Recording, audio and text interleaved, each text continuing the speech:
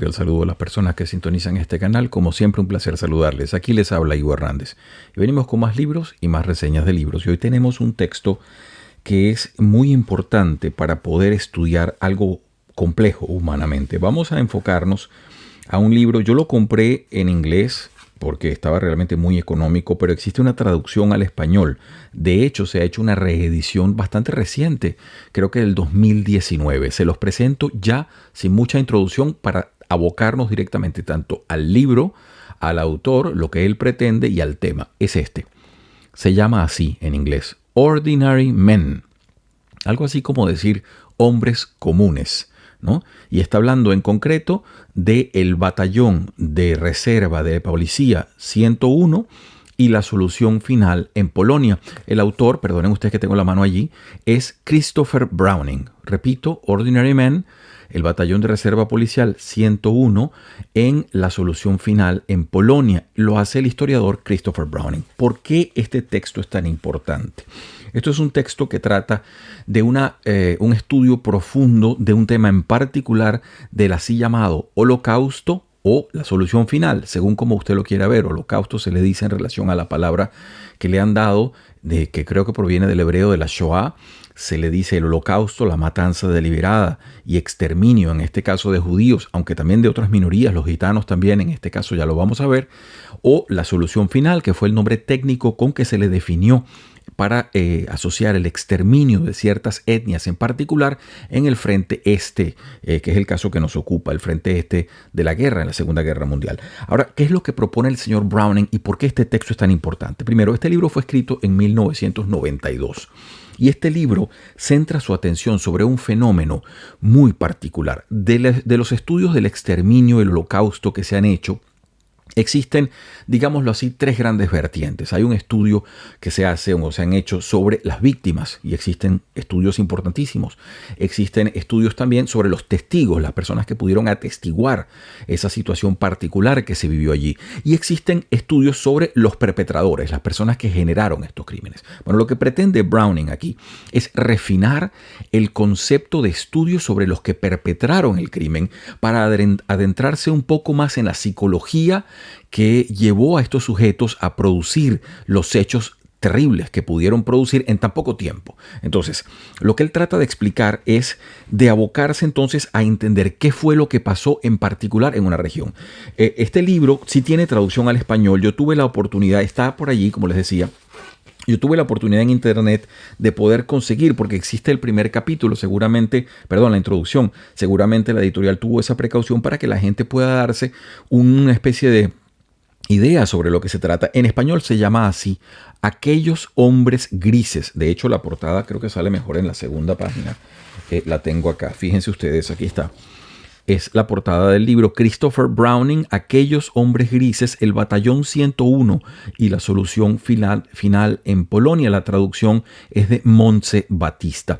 Este es un texto fuerte. Esto no es un libro realmente muy agradable de leer. Sin embargo, la investigación de Browning, y él procura en todo momento mantenerla así, es muy prolija. Browning tiene el aspecto, para quien le interese el tema, por supuesto que es muy importante y es altamente recomendable. Para quien conozca menos el tema, puede ser un libro muy importante, mas tiene la aspereza del rigor histórico. Browning se preocupa mucho de mantenerse prolijo. Como se sabe, los estudios sobre el holocausto son polémicos de por sí. Existen algunas personas infelices que tratan de negar una cosa tan magna y tan terrible como lo que sucedió ahí. Magna en términos de cantidad, digo yo, ¿no?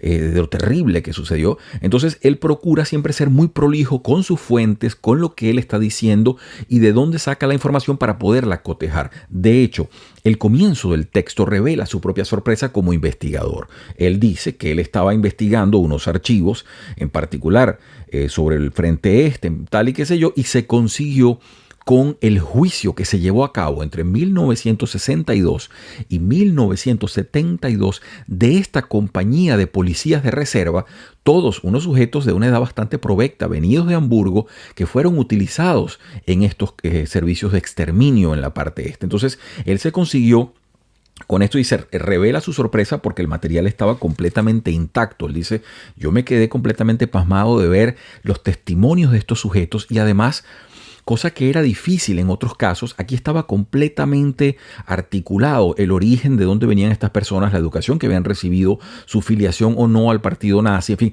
se podía hacer lo que realmente todo historiador pretende cuando se trata de hacer buen estudio histórico, que es cotejar todas las variables posibles para lograr algunas conclusiones que nos permitan entender esta situación. De manera que lo que les decía, él trata entonces de llevar el estudio del perpetrador, en este caso, a una cosa que la historia contemporánea está buscando también, que es el estudio del hombre común. Si usted estudia la Segunda Guerra Mundial, bueno, va a encontrar muchísimos estudios sobre la psicología de lo que se llevó a cabo por parte de la dirigencia nazi, lo que era la Stasi-Sicherheit, conocida como SS, lo que eran los comandos de exterminio, los campos de concentración, lo que eran los sujetos altamente ideologizados. Pero uno le interesa también, a la par de todos esos estudios muy importantes, saber ese estudio llevado a cabo por las personas cotidianas.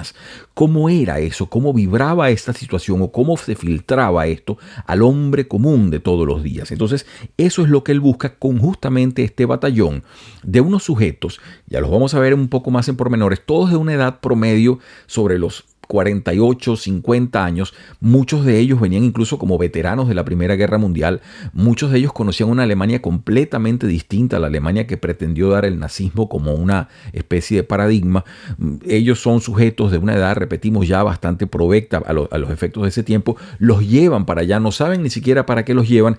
Y lo que empieza Browning a tratar de entender es cómo es que estos sujetos, que no tenían entrenamiento militar previo, que no tenían ninguna ideologización profesional previa, porque no se documenta en ninguno de los casos esto, cómo es que estos sujetos terminan siendo una máquina de exterminio tan eficiente que logran, y tengo las estadísticas por acá que son realmente espeluznantes, logran en un escasísimo tiempo, en el caso de Polonia, esta unidad solamente tiene 83.000 víctimas, es decir, de ellos 45.000 fueron gente que fue deportada a los campos de exterminio y 38.000 que fueron asesinados en el sitio. De manera que lo que él trata de averiguar es, bueno, ¿cómo es que estos sujetos que no tenían un pasado especialmente tortuoso ni que se les pudiese asociar con sujetos ideológicamente preparados para el asesinato o algo así, cómo es que siendo hombres comunes pasan entonces a un grado de exterminio, a matar hombres, niños, mujeres, ancianos de una manera tan eficiente? Por favor, la palabra aquí es siniestra, pero hay que decirlo en términos de rendimiento. ¿Cómo es que logran estos rendimientos en tan poco tiempo? Entonces empieza a ver la situación y a tratar de explicarla.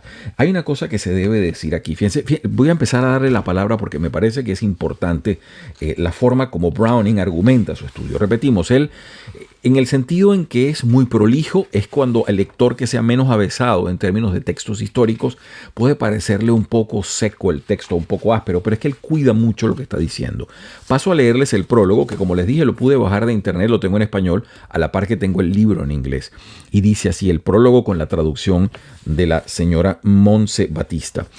Dice así, fíjense ustedes, a mediados de 1942, alrededor del 75 o del 80% de todas las víctimas del Holocausto seguían aún con vida, mientras que del 20 al 25% habían muerto. Entonces él dice, fíjense, un momento, mediados del 42, ese ingente número de gente que iba a perecer, todavía el 75-80% estaba viva en el 42, mediados del 42.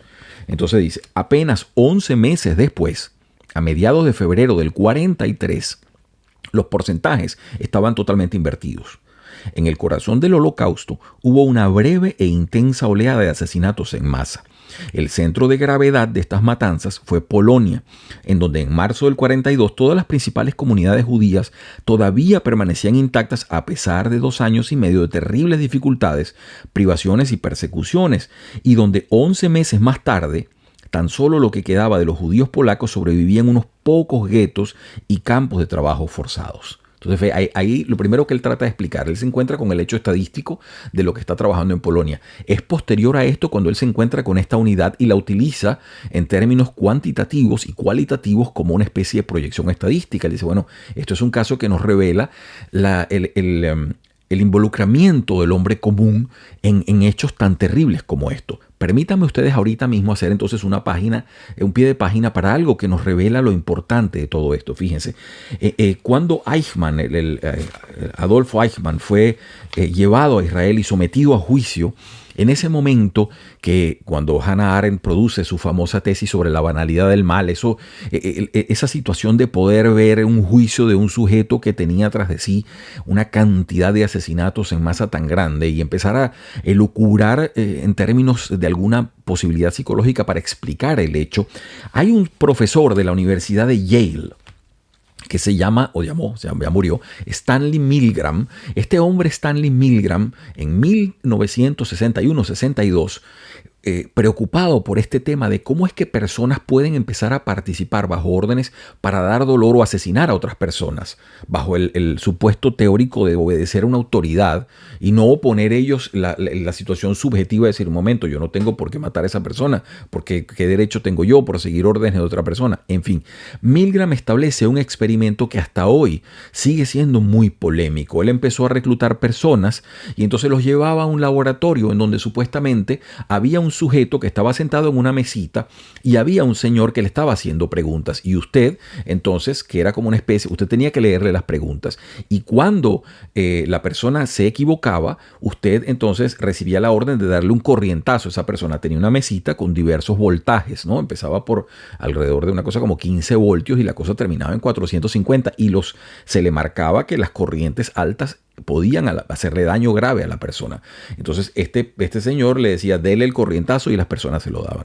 Lo interesante del experimento de Milgram, y trayéndolo a colación acá, es que Milgram logró de una manera siniestra, se puede decir, demostrar cómo esa posibilidad en la naturaleza humana existe de causarle dolor a una persona.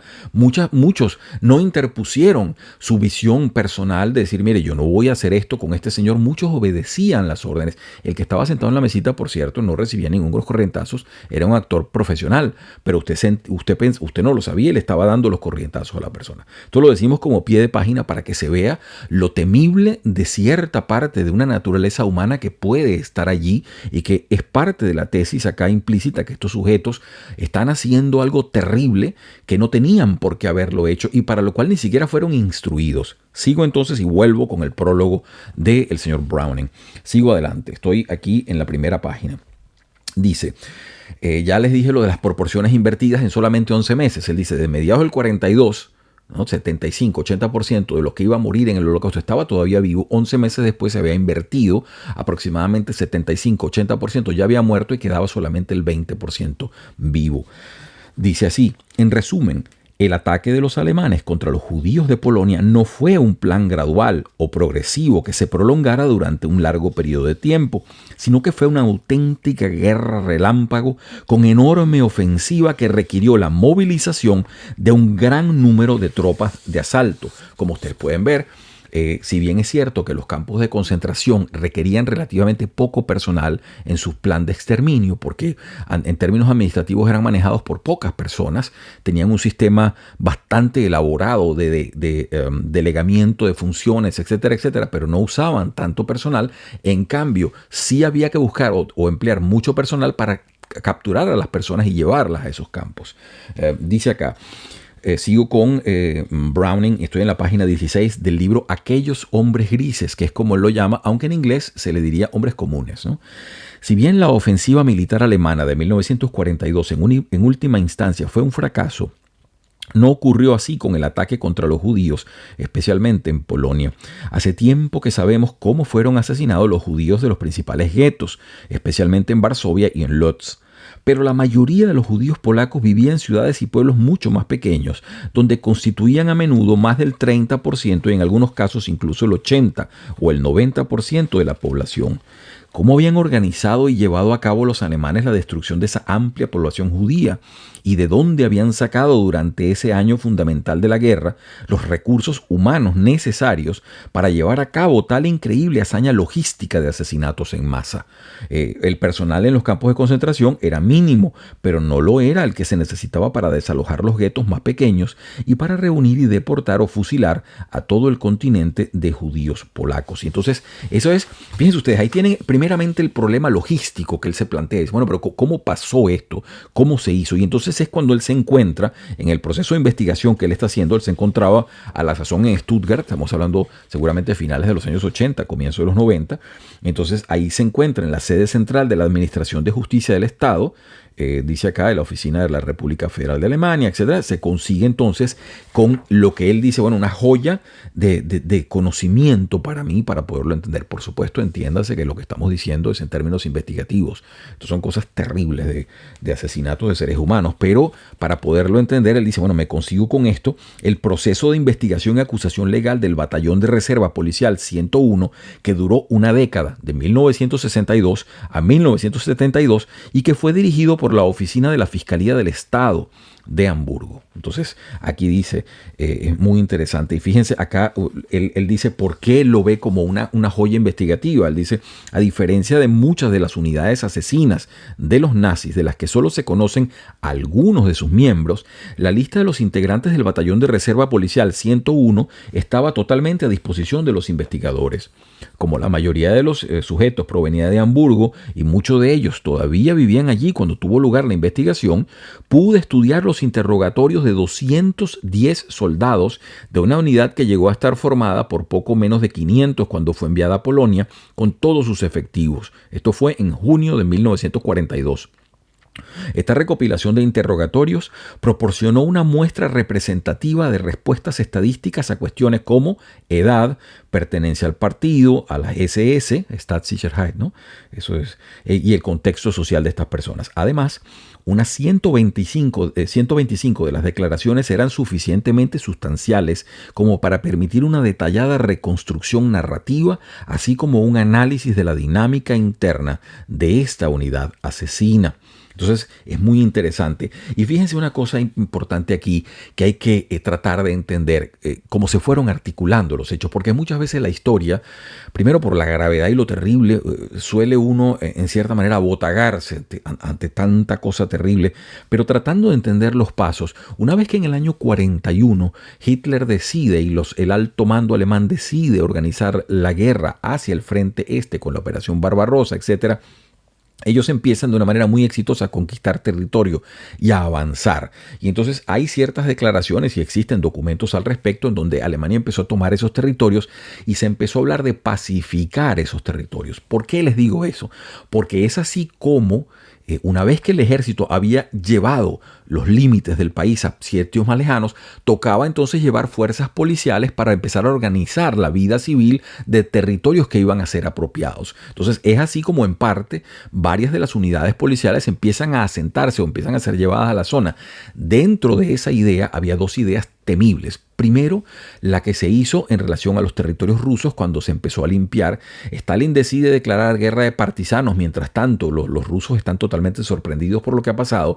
Empieza una guerra de guerrillas y eso le permite a los alemanes empezar también a matar muchísima gente indiscriminadamente, pero a la par empieza la eliminación, la solución final de los judíos en Rusia. Es luego Himmler quien decide extender eso a parte de Europa del Este y se encuentran con el nódulo crítico de Polonia. Repetimos, esto es una cosa en la cual hay que tratar de poder enfocarse en los parámetros de lo que se está diciendo, porque son cosas terribles, pero hay que entenderlas en términos logísticos, cómo fue concebido, cómo fue realizado. Ya les voy a dar un poquito más de detalles en la medida en que el tiempo nos permita hacer eso. Fíjense ustedes, en el caso del Batallón de Reserva Policial 101, a diferencia de muchas de las unidades asesinas que operaban en la Unión Soviética, hay pocos documentos de la época y ninguno hace referencia explícita a sus actividades criminales. Y entonces uno se pregunta, bueno, pero estos sujetos, ¿qué pasó esto? Bueno, resulta que como eran unidades de comando que se utilizaban en algunos pueblos para llegar y matar a un gentío y se iban, las pocas personas, las pocas víctimas que pudieron sobrevivir, ni siquiera los lograban reconocer porque no eran sujetos que se quedaban en el lugar. Fíjense cómo lo explica Browning. Dice lo siguiente: las declaraciones de un puñado de supervivientes judíos pueden establecer la fecha y la magnitud de varias acciones llevadas a cabo en las ciudades donde operaba este batallón, pero a diferencia de los testimonios sobre los principales ejecutores en los guetos y los campos de exterminio donde era posible un contacto prolongado, los supervivientes poco nos pueden decir acerca de unas unidades itinerantes como era el Batallón de Reserva Policial 101. Ellos llegaban, es decir, llegaban unas tropas desconocidas, realizaban sus tareas asesinas y se iban. En realidad los supervivientes casi nunca pueden acordarse siquiera de los peculiares uniformes verdes de la policía del orden, esa era la policía que en particular estaba allí, para identificar la clase de unidad de la que se trataba. Entonces, como ustedes pueden ver, y aquí termina prácticamente el caso del prólogo, tengo que pasar entonces ya al libro, ven ustedes cómo es esta situación que les estoy planteando. Vuelvo a ponerles el libro en la mesa, perdón, en la cámara, para que lo puedan ver. Gente común, o hombres comunes, perdón. Aquí está Christopher Browning, el batallón de reserva policial 101 y la solución final en Polonia. Entonces ya vemos cómo es que Browning se encuentra con esto, cómo empieza a estudiar ello, y ya empiezo entonces yo a darle algunos detalles de lo que él nos dice. Voy a tratar de ser breve con la información más importante que deba conocerse acá. Les decía al comienzo que en principio, a medida que el ejército alemán empieza a conquistar territorio, se empieza a dar una expansión grandísima de territorio que se absorbe dentro de lo que sería las nuevas fronteras del país, y ahí entonces empieza a llevarse fuerza policial para ordenar a esa población que queda allí, para someterla al orden. De hecho, tengo acá lo que nos dice el señor Browning. Bueno, esta información ya yo la sabía, y es que se decide, la situación de la policía alemana ya tenía desde la Primera Guerra Mundial, fue usada algunas unidades en guerra, perdón, pero lo cierto es que ya Himmler había dividido la policía en dos ramos básicamente. Estamos hablando de Heinrich Himmler, el director de las SS, Staatssicherheit, Seguridad del Estado. Y entonces él la había dividido fundamentalmente en Sicherheitspolizei, es decir, policía de seguridad, y Order Police, es decir, policía del orden, que sería la policía, lo que podríamos llamar esa policía de punto, la policía que establece el orden en la población civil, ¿no?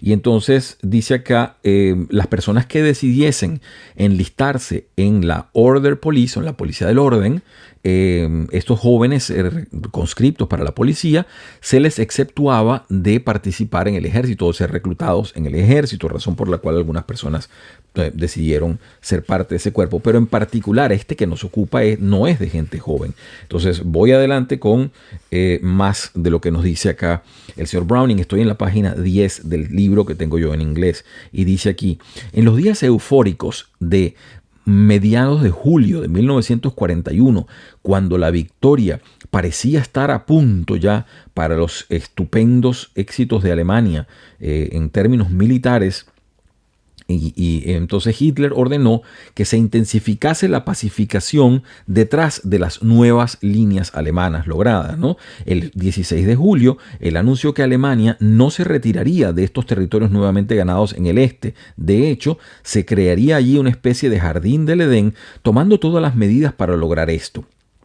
Él decía que era afortunado que Stalin hubiese dado la orden de una guerra de partisanos, porque eso nos daba la oportunidad, lo cita con comillas, ¿no?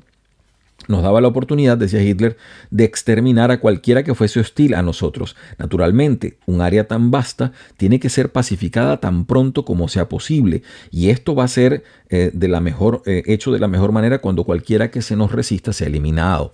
Entonces, como les decíamos, aquí usted ve primeramente en términos bastante generales la pacificación, entre comillas, de una zona y el exterminio de las fuerzas que pudieran ser adversas a las fuerzas invasoras. Sin embargo, eso empieza a refinarse en términos terribles, y es cuando empieza la campaña asesina hacia la judería que estaba en Rusia, es decir, los judíos que vivían en Rusia. Y dice acá, la campaña, estoy en la página 15, me estoy saltando cosas que a quien interese el texto yo no puedo sino recomendárselo, porque esto tiene que ser leído con mucha calma para poder entender. Repetimos, Browning es muy estricto consigo y con el lector, y entonces él no da puntadas sin hilo y va hilando la situación completamente. Yo la salto para poder mostrarles a ustedes aspectos de lo que puede ser quizás lo más relevante del texto.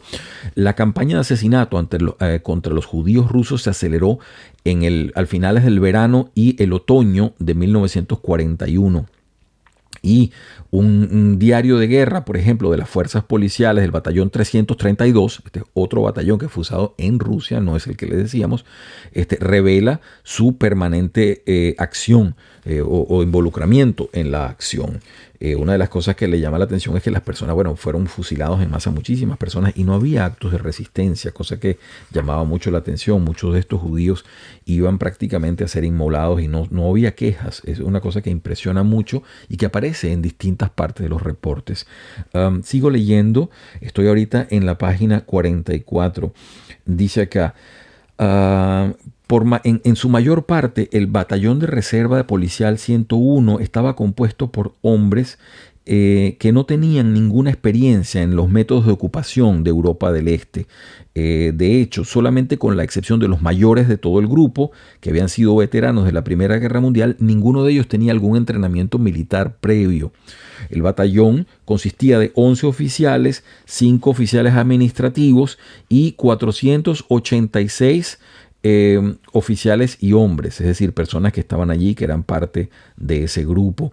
El elemento de Hamburgo, es decir, en casi todos de la zona de Hamburgo o población aledaña, y se estaba comandado por el mayor Wilhelm Trapp, de 53 años, un veterano de la Primera Guerra Mundial que había recibido la Cruz de Hierro en esas acciones. Y luego él se hizo policía, ¿no? Y subió en los rangos de la policía. Recientemente había sido promovido a segundo capitán de la compañía y este era su primer comando, su primer batallón al comando. De hecho, Trapp se había unido a las filas del partido nazi en 1932 y técnicamente calificaba como un viejo luchador del partido, un Alter Kämpfer se le llama en alemán, pero a pesar de ello jamás había estado en las filas de la SS o había tenido ningún rango equivalente. Hay que decir algo aquí al respecto, que este señor que era policía y que se asimilase tan prontamente al partido nazi puede haber tenido, más allá de cualquier filiación ideológica, también puede haber tenido alguna conveniencia en torno a su función pública. Quizás ese sentido también puede haber sido, porque no se registra y no lo registra Browning en ninguno de los textos que maneja ninguna especie de obcecación ideológica de parte de estos sujetos. Quizás eso es lo más terrible del libro, que eran sujetos bastante grises, como lo dicen en el texto traducido al español, o bastante comunes. Es decir, ninguna característica era especialmente remarcable, ninguna cosa los hacía particularmente notables. Estos no eran los sujetos entrenados de la SS que podían tener tras de sí primero un entrenamiento de élite con una afinación ideológica particular, etc. No, aquí se veían sujetos bastante comunes y corrientes que habían sido policías de calle y que eran utilizados en este momento supuestamente para pacificar una zona y terminaron siendo un batallón de exterminio altamente eficiente.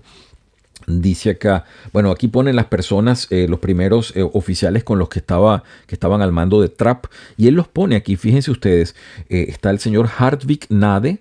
Curiosamente, Gnade, el apellido de este señor significa piedad, ¿no? Nacido en 1894, es decir, este hombre tendría en ese momento 40 y tantos años, casi 50. Paul Brandt, 1902, Heinz Buchmann, 1904, y ponen incluso los oficios que tenían. Walter Hoppner, Hans Scheer, estos nacieron en 1908 cada uno. Kurt Drucker nació en 1909. Como se ve, no eran unos muchachos, estos no eran unos veinteañeros que podían ser rápidamente influenciados ideológicamente, etcétera, etcétera. Dice acá, las edades, el rango de sus edades iba a cualquier cosa entre 33 hasta 50 años, ¿no? Dice, 5 de todos ellos eran miembros del partido, pero ninguno pertenecía a las SS. La clasificación es muy prolija de lo que hace este señor acá y nos pone pues toda esta situación en claro. Dice acá incluso más, dice, los hombres del batallón policial de reserva 101 venían de las clases bajas de la sociedad alemana. Ellos no habían experimentado ninguna especie de movilidad social ni geográfica. Excepto por algún aprendizaje vocacional, ninguno de ellos había recibido educación posterior a la secundaria, y esto cuando habían tenido 14 o 15 años. Esas son las reformas prusianas del siglo XIX. Ellos habían estudiado en las así llamadas Volksschule. En 1942 un número sorprendente de ellos se había hecho miembro del partido, pero al interrogárseles, muchos de ellos no tenían ninguna información mayor al respecto. No se sabe de ninguno que haya sido comunista o socialista o que haya pertenecido a ningún tipo de sindicato. Por cuestiones de edad, todos habían tenido su periodo formativo en una etapa pre-nazi de Alemania, es decir, mucho antes del 32, 33. Eran hombres que habían tenido, que habían conocido estándares políticos y normas sociales muy distintas a la de los nazis. Casi todos venían de Hamburgo y se puede decir que esta era una de las, por reputación general, una de las ciudades menos nazificadas de Alemania. Y la mayoría venía de una clase social que había tenido incluso el antinazismo en su cultura política. Eso es cierto. Recuérdese que las clases más humildes y más desposeídas era precisamente donde el Partido Comunista, el Partido Socialdemócrata Alemán, tenía más hincapié, más agarre, y eran la gente que había resistido mucho más duro al nazismo. Recuérdese que en parte el nazismo es una cosa que se cuela en medio de los pleitos generales entre los socialdemócratas y los comunistas, pero realmente ambos tenían por los nazis y por el nacionalismo mayor desprecio. Entonces es algo que puede decirse acá. Estos hombres no hubiesen sido, desde ningún punto de vista, un grupo muy promisor como una especie de pelotón para ser reclutado en términos de una unidad de exterminio para buscar una utopía racial libre de judíos, dice él, ¿no? Estoy en la página 48. De manera que eso es precisamente lo que el libro, esa es la tesis inmanente del libro, lo más escalofriante y lo más espeluznante, que es cómo puede un sujeto común y corriente que no existe, repetimos, ningún tipo de vinculación lógica a lo que después fueron, cómo es posible que se transformen en eso. Y por eso les hacía el pie de página hace unos minutos con el caso de Stanley Milgram, que es la capacidad que puede tener una persona para, digamos, dessubjetivizarse o desidentificarse al punto de volverse en alguien que puede ser capaz de hacerle daño y dolor. Y en ese sentido, este estudio de hombres comunes se puede extrapolar no solo a la terrible solución final o holocausto de la Segunda Guerra Mundial contra los judíos y los gitanos, etcétera, sino que puede darse en otros países donde han sucedido soluciones de exterminio también, sino étnico, exterminios aparte de la población, en donde se ha visto como un grupo puede producir torturadores en masa que hacen una cantidad de daño a sus poblaciones. Huelga decir el caso de muchos regímenes en Latinoamérica o muchos regímenes en otras partes del mundo donde esto se ha visto. Lo que trata aquí, me parece a mí, Browning, y ahí toca una vena sustancial del ser humano, es cómo podemos entonces volvernos nosotros el peor de los monstruos. ¿Qué es lo que puede ser cuando estos sujetos terminan siendo, y las estadísticas están para apoyarlo, todo ello? De hecho, voy a avanzar un poquito porque creo que el tiempo ya está un poquito en mi contra. Voy a avanzar hacia unas partes donde están algunas declaraciones de ellos. Les evito las partes más fuertes, que el libro las tiene, sobre todo porque estos sujetos empezaron a hablar y otro punto, empezaron a hablar de las actividades. Y otro punto que establece claramente el señor Browning aquí es que dice, de todos estos sujetos, cuando los llevaron, ellos no sabían a qué los llevaban, y les dieron las órdenes de lo que tenían que hacer, hubo algunos, muy poquitos, que se negaron. De los que se negaron, esos que se negaron, no les pasó nada. Hubo un sujeto que, mire, no, yo no vine, yo me voy de aquí, yo no tengo nada que hacer, yo me voy, yo me voy a Hamburgo. Y se fue, y no le pasó, no hubo repercusión, no hubo represalia. Eso es una de las cosas que estadísticamente se demuestra, lo cual acentúa y nos lleva a mayor reflexión sobre el caso de lo que está planteando Browning aquí. Bueno, aquí dicen con muchos detalles cómo se hacían las situaciones, cómo mataban a la gente, los llevaban a los bosques, etcétera, etcétera, cómo empezó todo, luego el uso de alcohol en algunos de ellos, pero ni siquiera con mayor fruición. No se puede decir que estas personas estaban así absolutamente narcotizadas por el alcohol. Algunos le daban, pero sobre todo después de jornadas de muchísimo. Fíjense, hay una parte que les quiero leer ya para cerrar, porque esto no son cosas que uno las pueda leer, al menos en mi caso, no se puede leer muy de seguido. Les leo entonces aquí una parte. Espérense un momentito. Aquí está la cita, ya la pude conseguir. Esto es terrible realmente poder cotejar. Esto fue parte a lo que tuvo acceso el señor Browning haciendo este estudio. Y dice lo siguiente, uno de los testimonios, dice: yo hice el esfuerzo, y fue posible para mí hacerlo, de dispararle solo a los niños. Sucedía que las madres llevaban a los niños con la mano. Mi compañero de unidad solía dispararles a las madres y yo le disparaba a los niños. Y yo pensaba para mí que después de todo, ¿qué iba a hacer ese niño solo en el mundo? Y no podía vivir por sí mismo. Se suponía entonces que iba a estar con ello calmando mi conciencia porque los niños no podían vivir con sus madres. Esto es parte de uno de los testimonios que él cita. A mí me parece una cosa espantosa, quizás de lo más terrible que haya podido leer. Y dice acá, el señor Browning comenta al final, dice, el peso completo de este testimonio y el significado de las palabras escogidas por este policía o quien fuera policía no pueden ser completamente valoradas a menos que uno conozca la palabra alemán para que significa como liberar, erlösen. Erlösen significa esa palabra, lo cual significa a la vez también redimir o salvar cuando se utiliza en un sentido religioso. Es uno que salva o uno que redime, el Erlöser, el Salvador o el Redentor. Imagínense ustedes el juego de palabras temible que se está dando acá.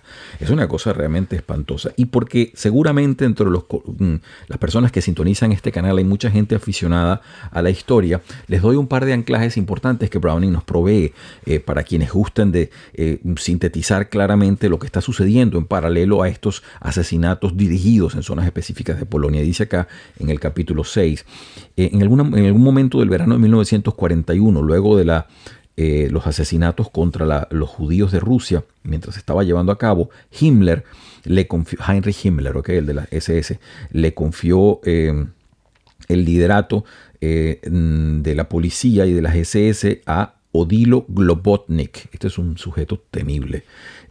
Con la intención de que asesinase también a los judíos de Europa del Este. Además, Himmler puso a Globotnik a cargo de todas del tema más importante de todo esto, cuál sería la solución final para la cuestión judía en Europa. Entonces ahí empezaron ellos, todavía no se había ideado claramente la situación de los campos de exterminio para poder matar gente en grandes cantidades a bajo costo. Esto tiene que ser entendido como lo dijimos al comienzo. La palabra eficiencia, por favor, aquí hay que entenderla, de una manera bastante particular. Se trataba de eliminar muchísima gente con muy bajo costo y que fuese en rendimientos temporales bastante claros, que pudiera darse así. Lo cierto es que fíjense ustedes, él empieza a dar sobre la situación de Globotnik y cómo empezó a ejecutar todo esto. Dice, pero el tema de los campos de exterminio no era el principal problema de Odilo Globotnik. Mucho más complejo era la cantidad de hombres que necesitaba para poder limpiar o poder sacar a la gente de los guetos, llevarlas a las víctimas a los campos en estos trenes de la muerte. Dice, en el distrito de Lublin solamente había alrededor de 300.000 judíos y alrededor de todo el territorio unos 2 millones. Entonces el sujeto se veía en cierta manera rebasado por esta tarea a la cual se le encomendaba y que trató de ejecutar con la mayor eficiencia, nuevamente la palabra por favor, posible. Bueno, les salto partes donde se habla sobre la ejecución de cómo fueron las personas eliminadas. Me basta así decir una cosa en el final, en el epílogo. El trabajo está dedicado a un hombre que ha hecho quizás uno de los grandes estudios de todo tipo del asesinato, de lo que fue el Holocausto. Y estamos hablando de Raúl Hilberg con su famoso Destrucción de los judíos de Europa. Esto apareció en 1961. Le costó muchísimo a Hilberg publicar eso y quien se lo publicase, ¿no? Sin embargo, es uno de los estudios seminales. Y entonces aquí él lo que trata de vindicar y nuevamente valida su tesis con esto de hombres comunes. Y hay todo un capítulo dedicado a disectar esa situación del hombre común vuelto un monstruo cotidiano. Entonces, ¿qué es lo que puede suceder esto? Una de sus conclusiones al respecto es que ellos eran hombres comunes y que los crímenes los fueron envileciendo. En fin, es compleja el cruce de variables. El libro se llama Hombres Comunes. En español se tradujo como Estos hombres grises, aquellos hombres grises. Lo tiene la editorial Edasa. Si le interesa el tema, este libro es importantísimo. Es un libro, repetimos, no es fácil de leer, primero por el tema tan fuerte, por el dolor que implica y porque Browning es un historiador y es un historiador que se mete aquí con técnica de historiador. Entonces, él es prolijo, es un hombre muy limpio en su investigación y trata siempre de explicar cómo llega él a las conclusiones que llega. Ha sido un placer, como siempre, poder comentar más libros junto a ustedes. Si esto de alguna manera le dice algo, le entusiasma, por favor, márquelo ahí, esté pendiente. Venimos con más libros, más reseñas de libros y, por supuesto, siempre es el deseo desde acá que tengan todos ustedes una muy feliz semana.